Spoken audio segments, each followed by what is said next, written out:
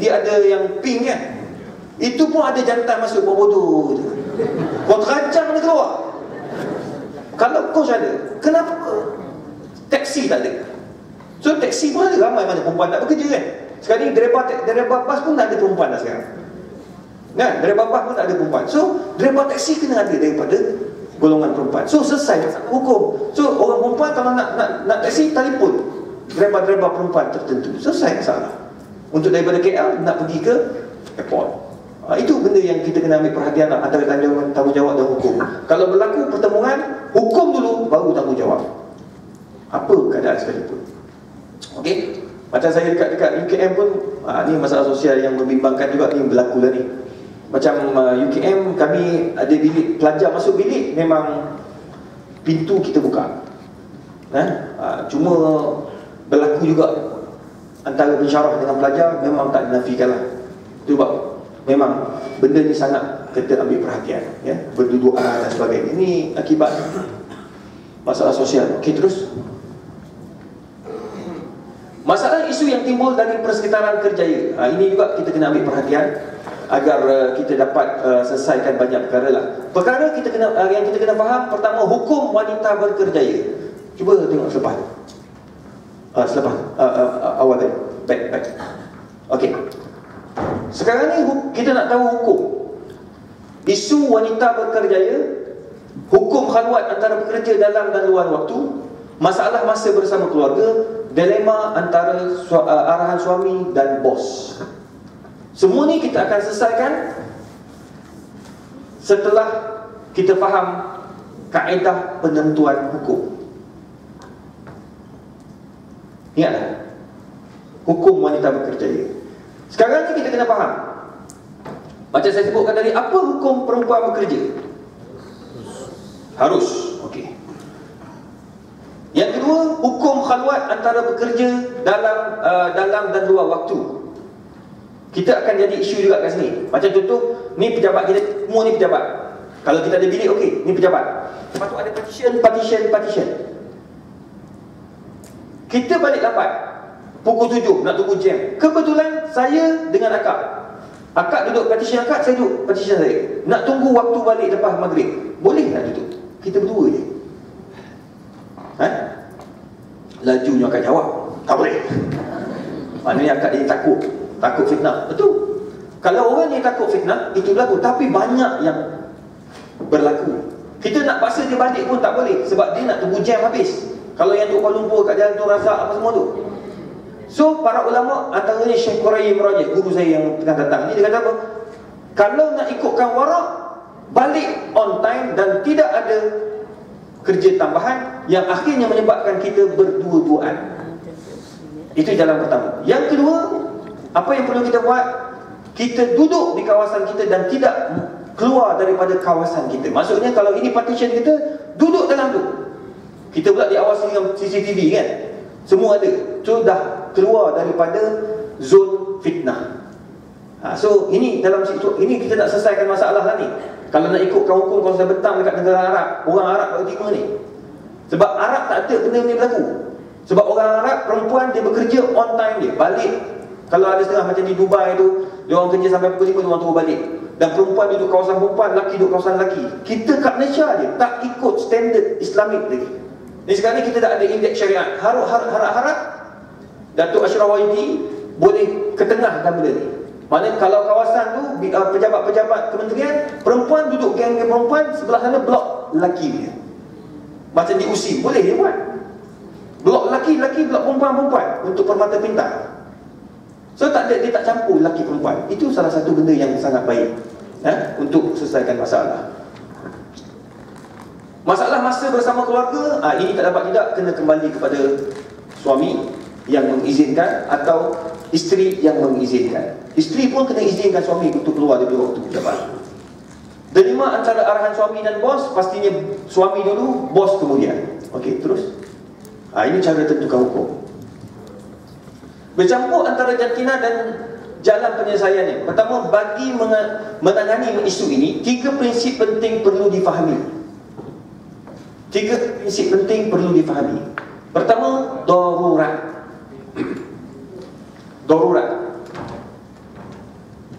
Terus? Ya. Okey. Darurat. Tugas tersebut tidak dapat dielakkan dan ia sangat penting untuk maslahat yang lebih besar seperti agama, nyawa, akal, nasab dan harta. Sebagai contoh, rawatan bagi doktor. Macam baru-baru ni kan ada tersebar doktor orang perempuan tengah apa? Tengah bersalin.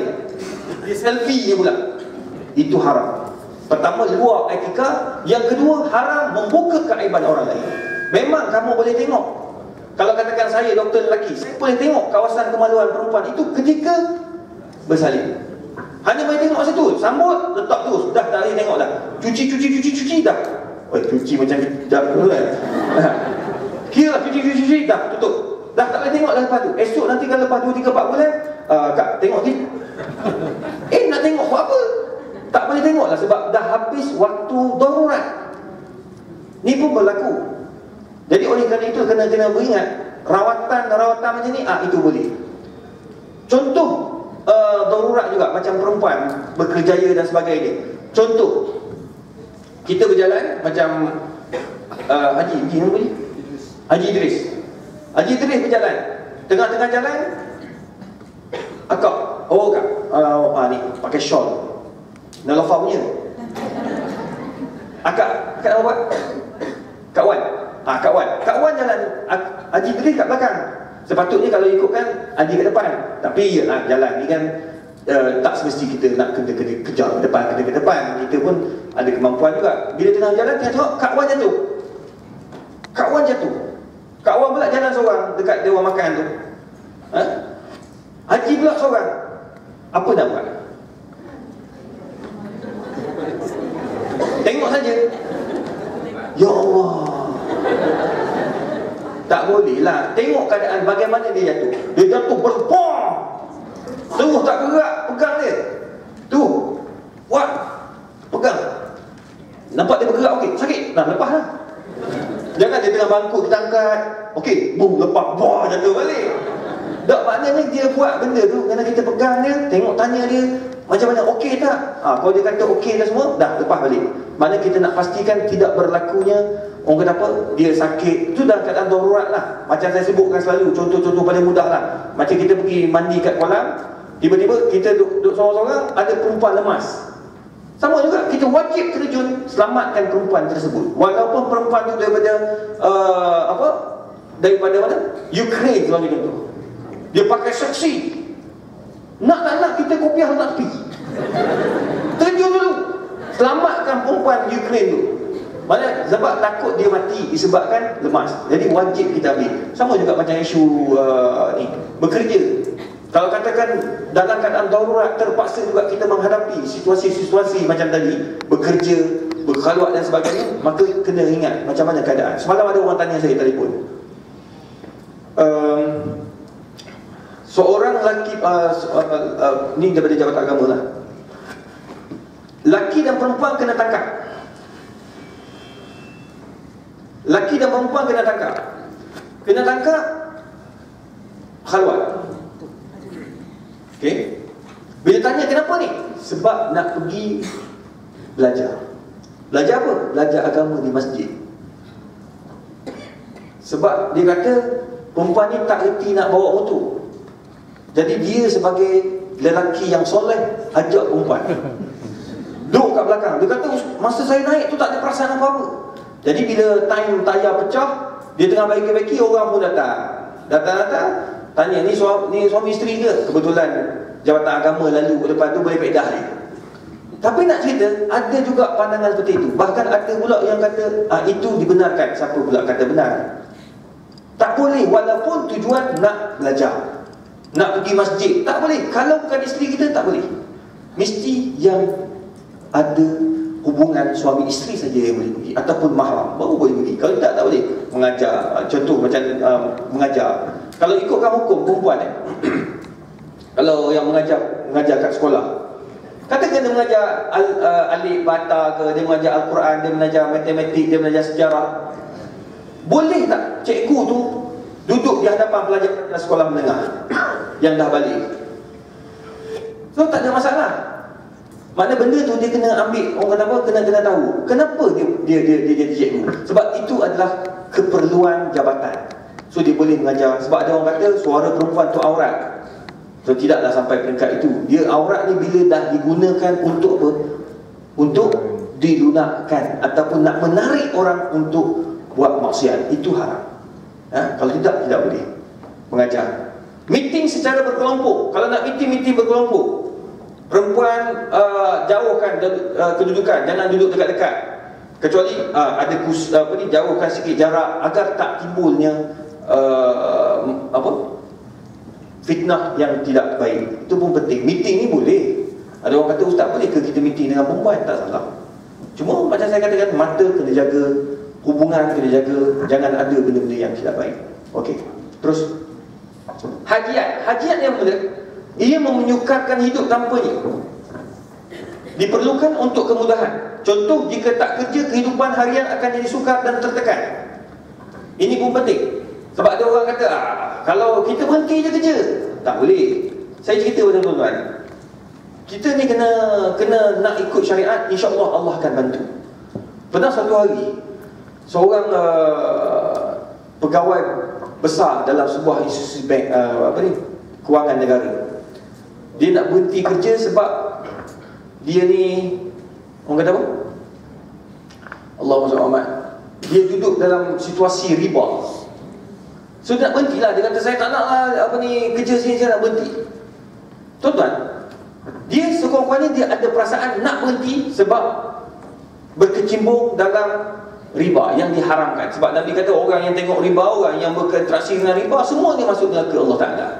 So dia nak berhenti. Suami tak izinkan, tapi dengan izin Allah, Allah bagi perbaikan tu. Tiba-tiba buka Islamic Bank yang di cawangan, yang transaksi Islami, maka dia dipindahkan ke situ, maka itu dibenarkan. Itu sebab macam hajiat ni, kita tak boleh nak bagi fatwa tu kata haram. Awak tak boleh kerja, berhenti kerja, tak boleh. Siapa nak bantu dia kalau dia tak bekerja? Itu pun sangat penting lah. Kadang-kadang ada setengah orang dia bagi fatwa tu, dia tak fikir apa yang berlaku kepada orang tu. Macam isu, banyak isu saya nak cerita ni, payah. Benda-benda gitu takut dia sensitif. Okey, terus. Okey, tahsiniat. Ia merupakan tambahan dalam hidup sebagai pelengkap. Hidup akan jadi macam sedia kala jika perkara itu tidak dilakukan. Ni tahsiniat. Dia tiga. Yang pertama, darurat. Darurat ni semua boleh buat. Termasuklah macam saya kata berpegang. Tapi ada orang kata bersalam antara lelaki perempuan itu darurat. Itu tak, bukan darurat. Yang kedua, tahsiniat, hajiat. Yang ketiga ni yang banyak masalah. Tambahan. Dia hanya tambahan. Kerja part time untuk cari duit tambahan, bagi kemewahan, bermewah-mewahan. Ini tak boleh. Kata kita kerja lebih. Sebab apa? Sebab saya suka pakai barang branded lah. Itu haram hukumnya. Sanggup gadaikan masa dengan keluarga, sanggup buat benda-benda haram, sanggup kita, orang kata apa? Sanggup kita buat benda-benda yang dilarang oleh syariat. Ini pun tidak boleh. Macam ada orang dia kerja dekat kelab malam, pun tak boleh. Kelab malam, kerja sebagai apa? Cashier. Dia tak minum arak, tapi cashier pun tidak boleh. Ma'adda ilal haram fahuwa haramun. Setiap perkara membawa kepada haram, hukumnya adalah haram. Ini sangat jelas, ya? Macam barunya ada orang artis, dia kata, ustaz saya nak menyanyi, hukum saya berlakon, jadi boleh tak saya nak teruskan berlakon tapi saya dah berhijab? Saya kata boleh, dengan syarat tidak ada pegangan lagi. Sebab dia kerja tu dah bukan keperluan, sebab suami dia ada duit dan dia ni bekerja sebagai duit tambahan je. Saya kata, kalau you tak kerja okey tak berlakon? Dia kata, tak masalah ustaz, saya dah, tapi saya jiwa seni ustaz, jiwa seni. Saya seorang yang seni ustaz, saya tak boleh. Boleh, tapi pilih watak.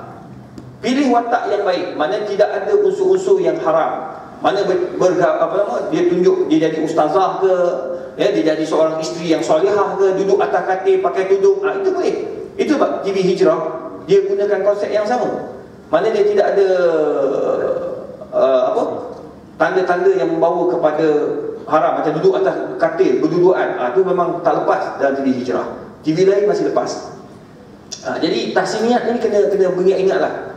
Kalau membawa pada haram, hukumnya tetap haram. Kalau setakat dia nak dia nak apa? Nak jadi macam apa? Yang Aida Khalidah, Aida Rahim, Kak Aida. Dia sekarang ni pilih. Dia buat bisnes tudung, pada masa yang sama dia berlakon. Dia berlakon, dia pilih. Dia hanya pilih syarat-syarat dia. Pertama, dia tak nak pegang-pegang. Yang kedua, tak nak duduk atas katil. Yang ketiga, tak nak khalwat. Tak nak menampakkan skrin tu, dia khalwat. Itu kena ambil perhatian. Baik, terus. Had dan batasan pergaulan di tempat kerja. Okey, ada beberapa perkara yang kita kena ambil perhatian. Pelihara batas-batas berikut. Pertama, batas berbicara. Batas berbicara ni maknanya kita bercakap macam orang perempuan, suara dia lunak. Macam contoh lah. Contoh, saya bagi salam, Assalamualaikum. Boleh tak orang perempuan jawab? Kalau orang perempuan bagi salam kat saya, boleh. Dia jangan ada unsur-unsur penarik je lah. Saya kata dia ada lembut. Kita pun tengok, lepas tu main mata pula. Itu tak boleh. Kita pun bagi salam, Assalamualaikum. Waalaikumsalam. Biasa, suara biasa. Macam orang perempuan lah. Orang perempuan kalau dia, suara orang perempuan ni kalau digunakan salah guna, dia masalah kita dia buat. Tak? Abang lembut gitu. Bu, apa pula dah. Itu Indun. Bapak mau makan gitu. Saya pernah sampak bibik, mula-mula bibik masa kita dalam test 3 bulan. Lembut. Tu takut gitu. Saya ni takut. Saya suruh tukar terus, ambil yang tu. Papa, ini sedap sekali. Dia duduk tepi, tengok. Saya kata, apalah saya makan. Saya suka tengok papa makan. Itu masalah. Suara dia pun aku dah debol. Tambah pula tak cantik. Lagi tuan-tuan, benda macam ni memang out. Tak boleh nak. Kalau katakan cara bercakap tu, memang saya minta orang rumah, saya kata saya tak nak. Saya nak yang tua. Dapat yang tua, dapat kali kedua, tua sungguh pula lah. Angkat barang sakit pinggang, aduh sakit, aku mau pulang. Hantar pulang, balik juga. Kali ketiga, baru dapat yang elok sikit ni, Alhamdulillah. Elok tahap juga, 2, 3, 4 tahun. 4 tahun juga, masa 5 tahun, Alhamdulillah. Jadi, cara berbicara tu sangat penting. So, kalau macam perempuan, suara perempuan macam biasa lah. Macam tu. Ni akak nama apa kak?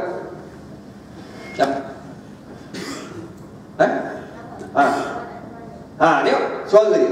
Nama Puan Azwani. Suara kak romantik macam ni ke? Tak kan?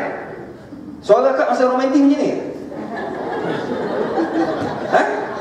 Tak kan? Tak. Cakap je tak, takkan suara abang, jom tidur. Kita bukan suara balik. Tak, mesti dia ada bahasa lembut. Tak, macam orang lelaki juga. Sama juga macam makan. Tak boleh gitu. Cakap biasalah. Dah makan? Makan. Itu biasa, suara biasa. Kalau dia suara mengancam ni, aku tengok mata boleh takut lah. Tengok takut kan? Takut. Mata saya ganas. Tahu kan? Waktu suara main dengan suara. Tak boleh. Hukumnya haram tu. Kena beringat. Itu sebab dengan student saya standard dia. Jom makan. Okey. Macam jumpa kakak-kakak Kakak, itu biasa. Suara biasa. Tak salah. Tak haram. Dia salah, wala tahta'na bil qaul. Jangan kamu main suara. Lelaki tak boleh, perempuan tak boleh. Itu sebab dalam mazhab Syafi'i, orang perempuan dia kena tutup penuh aurat, orang lelaki tutup penuh juga, termasuk tangan. Ada sebahagian dalam kitab I'anah Talibin dia kata apa? Orang lelaki pakai lengan pendek, ni tak boleh. Contoh. Tapi dengan syarat lah. Dia akan kata aurat. Dia kata haram pakai begitu. Sebab apa? Sebab lengan pendek itu kalau katakan orang perempuan tengok, semua naik nafsu. Contoh, pakcik. Apa pakcik? Abang Fauzi. Abang Fauzi. Pakcik pula lah. Boleh lah. Abang Fauzi kata apa? Oh ya ke? Masuk mimpi. Mati juga mimpi. Okey. Pakcik lah. Apa Fauzi? Ada Abang Fauzi datang, jalan di dalam tu semua orang pakat tengok pada tangan Abang Fauzi. Ada yang lentok tu, jatuh. Kenapa? Allah, cantik gila tangan dia. Haram. Tu sampai peringkat tu. Maknanya kena tengok situasi lah. Macam mana suara kita, macam mana perwatakan kita, pakaian kita. Tu dah sampai peringkat kena berhati-hati. Tak boleh. So pergaulan, berbicara, cara bercakap tu kena pandai lah. Jangan kita mainkan perasaan orang. Tak boleh. Sangat-sangat bahaya. SMS antara lelaki. Baru ni ada seorang, dia keluarkan fatwa. Ni pensyarah lah. Dia keluarkan fatwa, tak boleh, haram orang perempuan WhatsApp orang lelaki. Boy, berat sangat hukum tu. Habis kita dah buat WhatsApp group ni. WhatsApp group geng-geng kaki tangan A, kaki tangan B. Kalau bercakap elok, okey. Contoh, saya WhatsApp Kak Haroza. Kak Haroza, macam mana kita punya program petang ini? Kak Haroza kata, on, macam biasa. Pukul 4.30, minum. Oh, dia buat style arahan dia tu lah. Memang macam tentera lah dia. Macam mana Abang Fauzi tahan dia? Alhamdulillah. Makna memang ikut time betul. Aku tinggal dia bagi arahan dia. Risau dia buat ni. Tapi okey lah. Dia macam tu lah. Saya dah lama dah dengan Kak Roza ni. Berapa tahun kat dah? 3 tahun gitu lah. Ikut dia lah. Dia boleh pakai lengan panjang.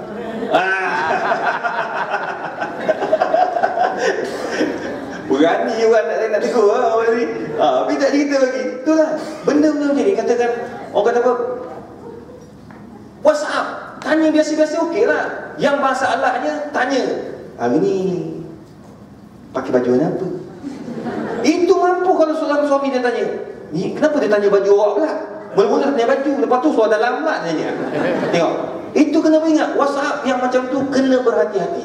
Tak payah hantar WhatsApp yang bukan-bukan. Itu sebab macam saya punya handphone, tak kira lah mana perempuan hantar pun, isteri saya, dia tak kisah. Sebab saya buka nombor PIN ada, dia tahu PIN tu. Hanya dia seorang tahu nombor PIN handphone ni. Dia buka, dia tengok, bersembang biasa, Heliza ke WhatsApp. Heliza pula jenis dia hantar tanya hukum. Kita jawab direct, hukum haram, dalil dia rujuk buku sekian-sekian. Mari kau hak ni pula tanya. Tapi kalau bila pelik-pelik tanya, Ustaz dah makan? Ni orang lain lah, bukan geng-geng tadi yang saya sebut. Ni orang lain. Ada juga haknya tu. Ustaz dah makan? Kita berkata, dah makan. Sebab kita kena jawab lah, dah makan. Makan kat mana?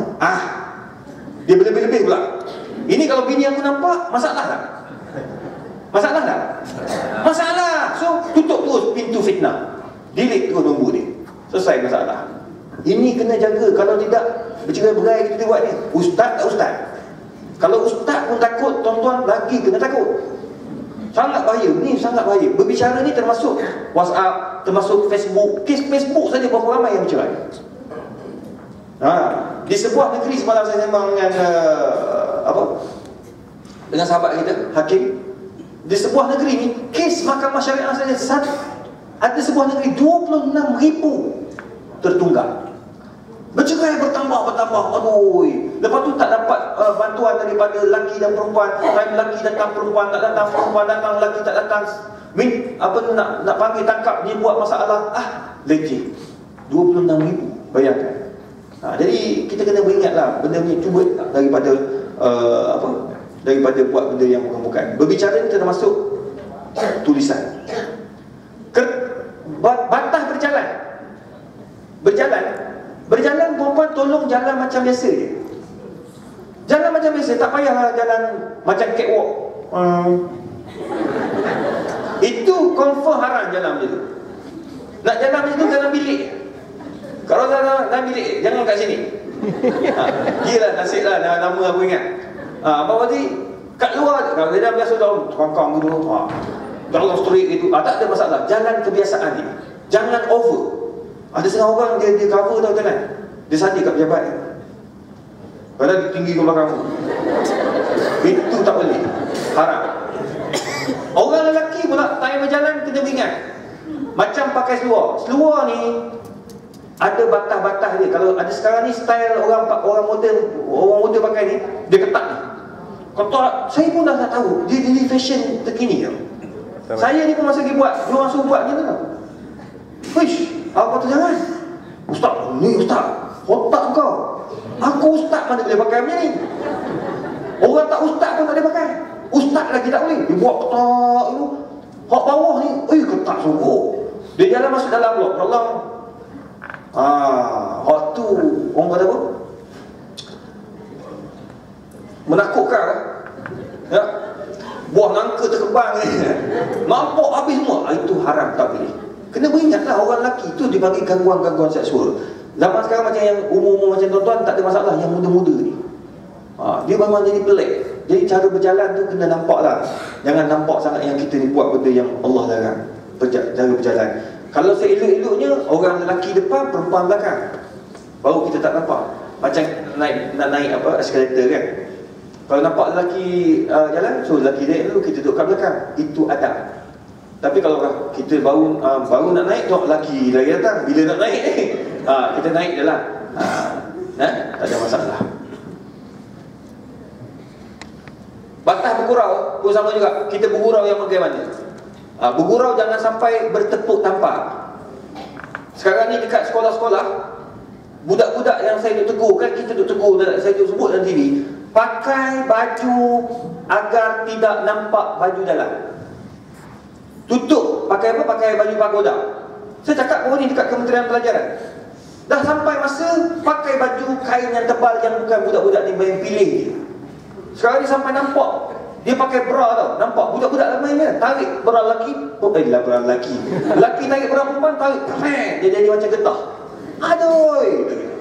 Dia gurau-gurau budak-budak sekarang. Sosial sangat teruk. That's why kita kena tegur dia sekarang. Jadi macam mana nak tegur dia orang? Mak bapak kena betul dulu. Ni kalau mak bapak pakai baju nipis, anak confirm nipis.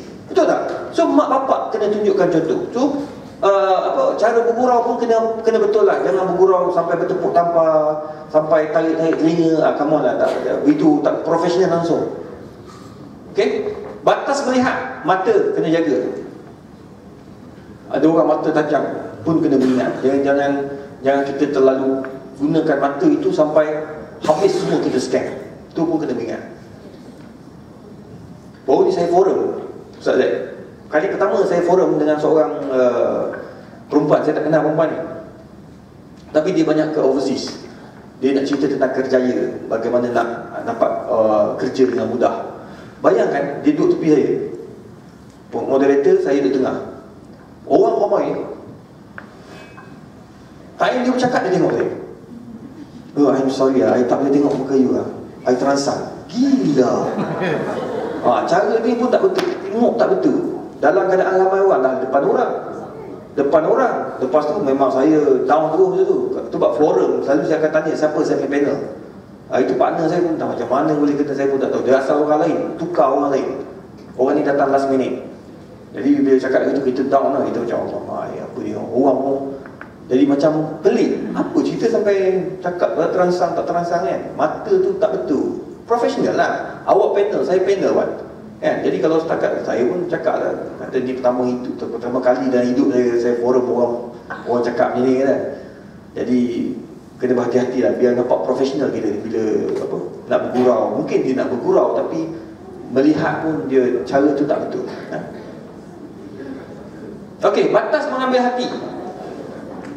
Batas mengambil hati pun kena tahu jugalah, nak ambil hati macam mana. Ya, jangan sampai orang kata apa, kita nak ambil hati orang ni sampai kita buat benda haram. Tu kena beringat juga. Apa contohnya tu ambil hati yang menyebabkan kita langgar syariat ni? Apa? Bagi bunga.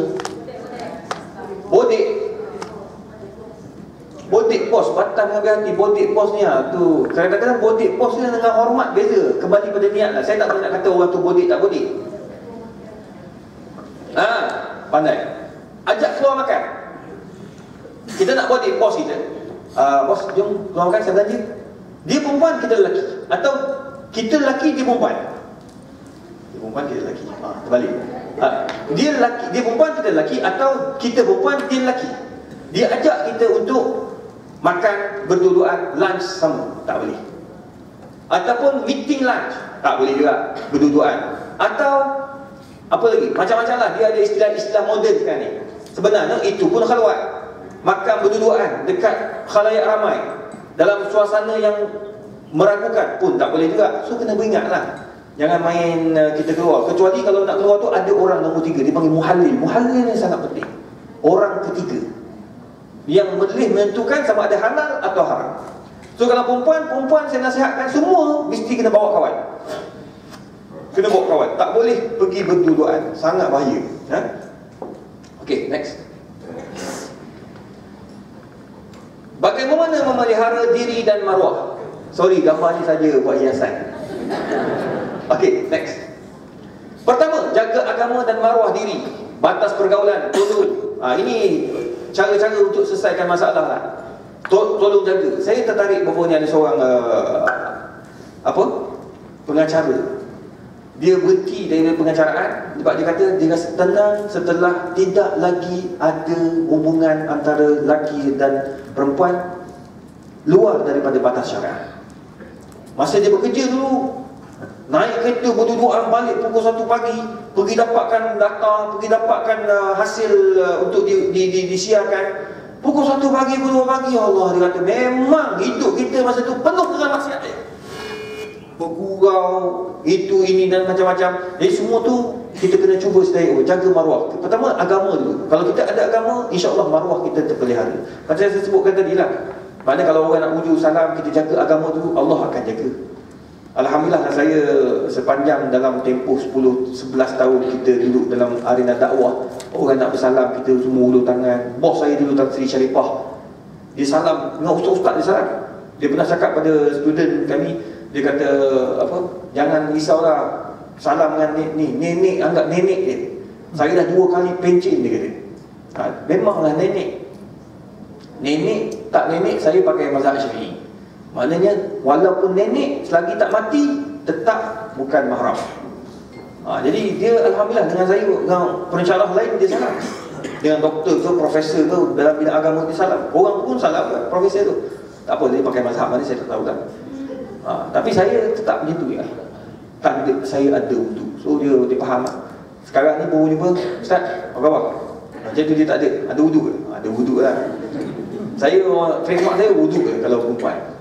Yang kedua, jaga penglihatan. Macam saya sebutkan tadi, tolong jaga. Ini pun pelik juga. Dan cium dalam masjid tu semua tu, tu nak cuba menghalalkan benda yang haram. Kristian dia cium depan ustaz. Betul ustaz lah.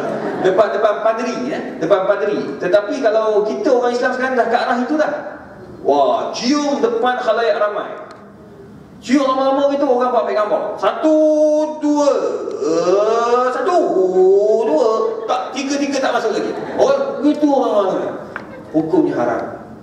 Itu sebab kena beringat, nak cium-cium ni semua kat dalam, nak ambil gambar semua kat dalam, bukan di khalayak ramai dalam masjid dan seumpamanya. Ini sekarang ini orang panggil ghusbul fikr.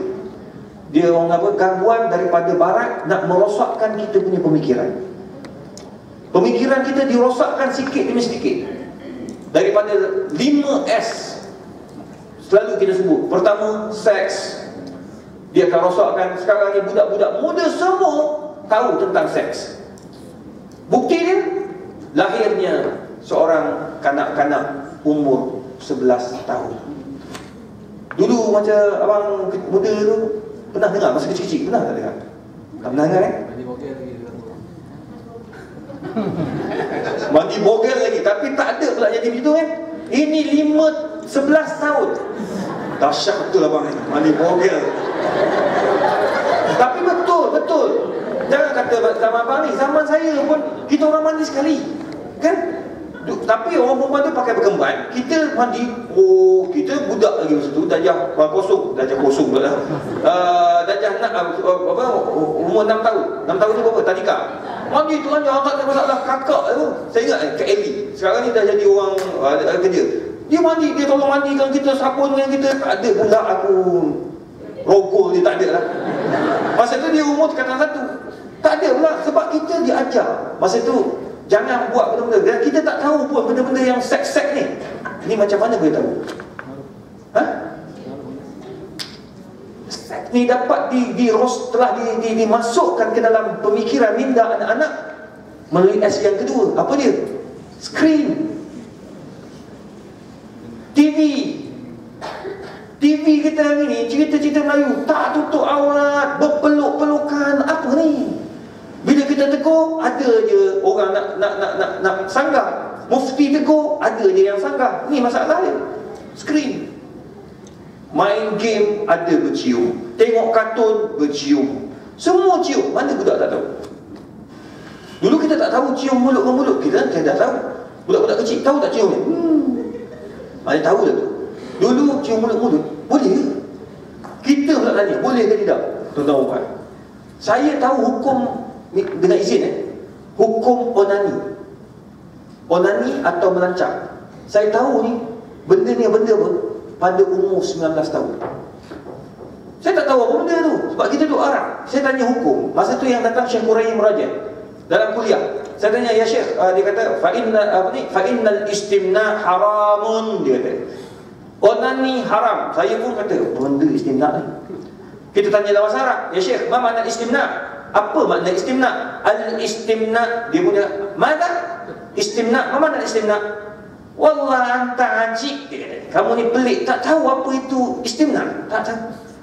Apa makna istimna? Al-istimna huwa az-zawad bil yad. Ini bahasa Arab lah ni. Maksud istimna iaitu kahwin dengan tangan. Saya lagi bengong kan. Saya kata, la, kaifa yakunu zawad bil yad? Zawad bil mar'ah ya Syekh.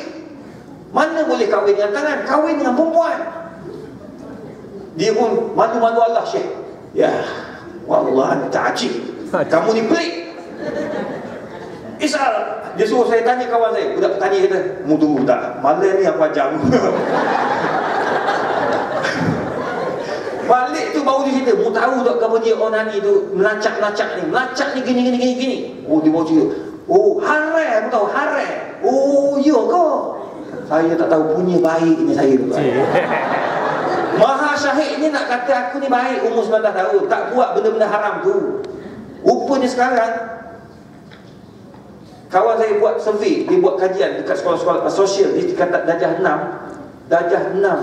dah pandai onani. Dia pergi kat satu sebuah sekolah kawasan, dia bukan sekolah dia, kawasan ada 3-4 sekolah. Dia buat kajian, siapa yang tak pernah onani, ada 4 orang, katakan daripada 20 atau 30 orang belajar. Darjah 6. So berjaya tak Yahudi buat? Ini yang Allah kata, walan tardu ankal yahud walan nasara hatta tattabi'a millatahum. Yahudi 18 tahun dah tak ada free sex. Dah orang kata apa, dah tak ada masalah dah. 18 tahun ke atas, dia bebas nak buat apa. Dia orang nak orang Islam buat benda yang sama. Ingat, itu dua. Apa nama? Sex, screen. Yang ketiga, song. Nyanyian, menerusi nyanyian, orang ikut. Sekarang ni orang buat apa nama, ikut semua barat punya penyanyi dan sebagainya. Yang keempat, sport sama juga. Kita tafsir harus hanya haramkan apa memang? Gimnastik kan? Ada orang defend. Saya pun tak faham. Kita agama Islam, kita defend. Walaupun itu tugas, tengok, antara tugas dan hukum kan, tanggungjawab dan hukum sebagai wanita gimnastik. Pada masa itu hukum tak bagi, tak boleh ikut. Tapi kita masih buat sebab kata itu tanggungjawab kepada negara. Kamu lah, tanggungjawab dengan Allah lagi besar. Manakala yang terakhir itu smoke. Saya pelik. Di Israel, isap rokok tidak boleh isap dalam rumah. Suami boleh kena hukuman jika isap dalam rumah. Tindakan undang-undang. Ambil gambar, hantar ke polis, boleh ambil tindakan. Dekat Israel, dekat Singapura, tak payah pergi jauh, Singapura. Bukan boleh isap kata-kata, masuk kedai mamak isap, tak boleh. Dia ada kedai-kedai tertentu je. Dia kata smoking area baru boleh isap. Tetapi bukan di kedai. Dia ada kawasan belakang tepi di Singapura. Tak boleh isap tengah jalan, tak boleh isap kat luar, tak. Dia nak isap di kawasan smoking area. Kita bukan negara, kita negara Islam tapi buat isap kata-kata. Sampai bergaduh dalam supermarket kan. Ikat vape tu habis, keluar asap. Marahlah orang. Sampai peringkat kadang-kadang kita ni teruk. Tapi Yahudi, dia berjaya jaga negara dia. Okay, next. Okey, macam saya katakan tadi, jaga, yang ketiga, jaga prinsip syariat. Macam mana keadaan pun, itulah kita buat. Saya sangat bangga dengan Iran, walaupun dia negara Syiah, tapi dia jaga bab ni. Yang kedua, Turki. Erdogan tak salah dengan perempuan. So, kita negara Islam, saya tak kisah kalau katakan Perdana Menteri nak salah dengan tu, tapi dia tahu pakai mazhab mana. So dia kena sebutlah, saya pakai mazhab sekian. Confirm kena Wahhabi terus. Kata mazhab Syafi'i kan. So aplikasilah mazhab Syafi'i. Patutnya kita bila orang salam, I'm sorry. Tak. Arab Saudi salam dengan perempuan, saya pun tak faham. Pakai jubah salam. Ini time buat salam dengan perempuan, dia kata tak bid'ah pula. Tapi orang pegang tasbih, ada bid'ah. Bid'ah terus perbuatan kita. Ini masalah. Perempuan kerja, bid'ah, haram dia kata. Tapi pada masa sama dia salam dengan pemimpin-pemimpin negara perempuan, dia salam macam biasa. Ini tak betul lah. Prinsip syariat dijaga. Jaga pakaian. Nak pakai slim ni, sekarang ni orang nak pakai apa ni? Mahal ni. Dia macam harga dia dekat RM3,000. Perempuan gemuk jadi nampak kurus. Kalau perempuan tuan-tuan nampak dia jalan begitu, badan gitu kan, tu mesti pakai dia. Dia mesti terkeluar sikit dia punya lebihan tayar spare kan, daging-daging lemak tu mesti ada. Dia ni tak ada tu, selalu semua pakai ni. Luar nampak cantik, bila buka gitu. Kalau pakai benda untuk tujuan nak nampak cantik depan orang lain, haram hukumnya. Ya, kalau perempuan nak pakai ni, orang tanya boleh tak pakai? Harus pakai, tetapi baju tak boleh ketat.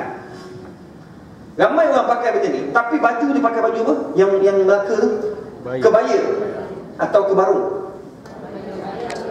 Kebarung besar ke kecil? Kebarung besar, kebaya. Haram pakai kebaya, kecuali pakai dalam rumah. Masak pakai kebaya. 7 orang anak insya-Allah dalam masa beberapa tahun. Kebaya, masak pakai kebaya. Boleh pula pakai kebaya. Dekat tempat dia pakai kebaya, kenapa dekat rumah tak pakai? Ni satu masalah. Nak pakai benda ni, korset, dia pakai korset. Nak nampak kurus. Ini kalau nampak untuk orang luar, hukumnya haram. Untuk pergi pejabat, hukumnya haram. Semalam saya bincang dengan tokek batik. Dia terbesar di Kelantan. Dia jemput saya makan lepas ceramah. Saya kata, dia tanya saya, Ustaz, saya sekarang ni tengah buat reka. Dia tunjuklah gambar-gambar baju batik, kain batik, tapi jenis lembut dan sangat, orang kata apa, nipis lah. Saya kata, ni untuk perempuan untuk perempuan, tapi cantik, eksklusif. Harga dia pun dijual dalam 400 ke 500 kain saja. Ada yang 600, ada yang 1000. Saya kata boleh jual, Haji boleh jual, tapi dengan syarat Haji kena maklum, mesti kena lining. Kalau tidak, orang beli tanpa lining, nampak dalam, nampak ini yang ketat dan sebagainya, Haji bertanggungjawab. Menggeletar dia. You Ustaz. Sudah. Lepas tu tambah pula dengan baju batik sutera lelaki. Dia kata dia tak tahu berapa portion, berapa peratus. Kalau sutera, dia kata saya tak tahulah, boleh 50 ke berapa, tapi saya jual je. Saya kata Haji bertanggungjawab. Kalaulah satu Malaysia pakai kain Haji buat dan ia lebih daripada kadar cotton, Haji tanggungjawab di akhirat. Kalau menggigil dia bilang, saya akan cari nak pergi ke China ni. Dalam seminggu dua ni nak pergi ke China, nak pergi ke kilang terus, nak tanya berapa peratus kau letak. Kalau kata dia nak batalkan, dia tak nak pakai, dia buat trip je. Sebab dia tak berani tentang sutera ni. Dia takut, orang bagus, orang ada agama, kita tegur dia ikut. So macam perempuan nak pakai, boleh, tapi baju standard macam biasa. Baik, terus jaga hubungan agar tidak melampau. Ini benda yang saya cakapkan tadi. Ni Airil, kenal kan? Yang sini. Ini dia sana. Dia berlakon, dia kata saya berlakon, tetap tak boleh, hukumnya haram, walaupun ini dianggap sebagai tugas. Elakkan berduaan. Ni pakaian-pakaian ni saya nak tegur sekali lagi. Ramai di pejabat-pejabat dia pakai baju ni. Ini ramai yang tersilap. Bahkan yang pakai tudung pun pakai ramai. dia pakai untuk meeting. Lepas tu separuh bawah ni tak pakai. Dia tak pakai. Bawah ni pakai seluar atau kain yang ketat, hukumnya haram. Pertama, baju putih nampak dalam, kecuali kain dia tebal. Itu satu. Ada pula dia kata, ustaz, saya pakai, tapi saya pakai coli warna putih, hukumnya haram. Hak coli putih tu lah lagi pakcik-pakcik nak tengok.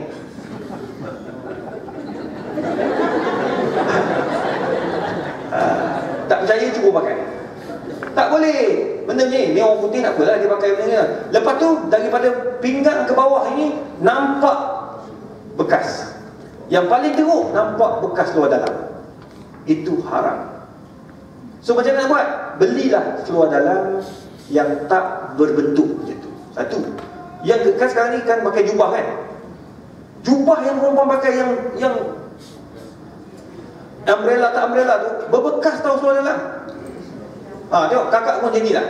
Bukan saya yang pakai, saya ternampak je. Nak bagi hukum, orang kata boleh tak pakai? Haram pakai kalau kata kita tahu nampak bekas seluar. Itu sebab sebelum keluar nak pergi pejabat, tengok dulu dekat cermin, nampak ke tak? Kita tak nampak, suruh suami lah tengok. Bang, tengok ada nampak tak? Suami tu jangan lama-lama, ada ke tidak ni? Cepatlah nak pergi pejabat ni. Dia tengok lama-lama jadi benda lain pula kan. Kad merah pula dia dapat.